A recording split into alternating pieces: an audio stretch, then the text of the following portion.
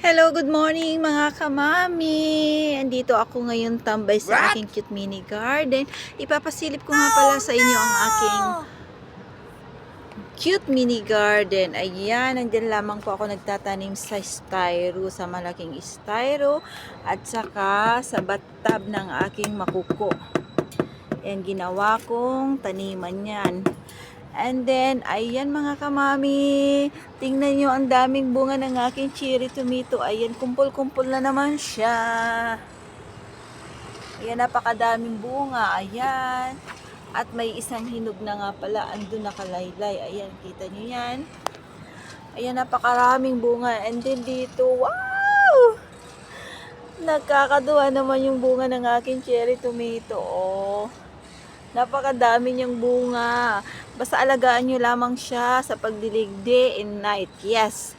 And then, syempre, hindi mawawala yung aking vitamins dyan. At alam nyo ang aking mga vitamins, mga kamami, yung balat ng prutas. Inihiwa ko siya ng maliliit. At saka yung pag nagluluto ako, yung gulay na mga dapat itapon na hindi ko po yung tinatapon at iniipon ko yan para for vitamins. Ayan, may stockan nga pala ako. Ito, dito ko ini-stock. And then katulad po niyan mga kamami. Yes, yan. Balat ng prutas yan. Ayan. Lalagyan nyo lamang siya ng tubig and then ibabad nyo siya ng mga 2 to 3 days din.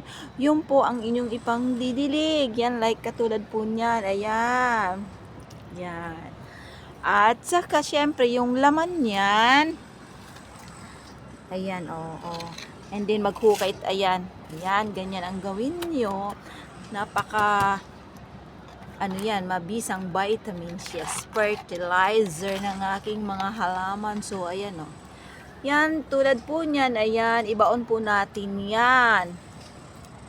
Yan po ang aking sikretong malupit, char. Yes, sikretong malupit. Para hindi kayo iwan ng inyong mga karelasyon, char.